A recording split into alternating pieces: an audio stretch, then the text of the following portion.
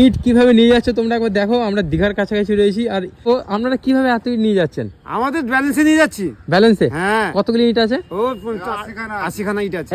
আরো বেশি নিয়ে যেতে পারি, রাস্তা খারাপ হচ্ছে ওই জন্য 80 করে নিয়ে। মানে একবারে 80 ইট? হ্যাঁ, একবারে 80টাই। কতদিন ধরে করছেন এরকম কাজ? 30 বছর করছি। 40 বছর হয়ে গেল। ও না 30, আপনার 40 বছর? আমার 40 বছর হয়ে গেল, বয়স এখন 60 পেরিয়ে। আপনার 60 বছর বয়স? আমি তো দেখি মনেই হচ্ছে না।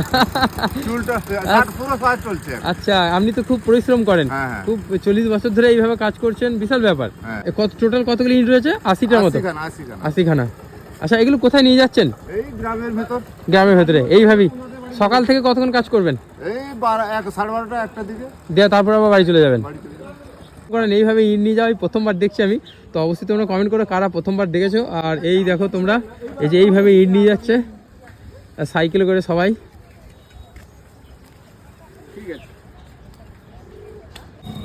এইভাবে কিন্তু ইট নিয়ে যাচ্ছে।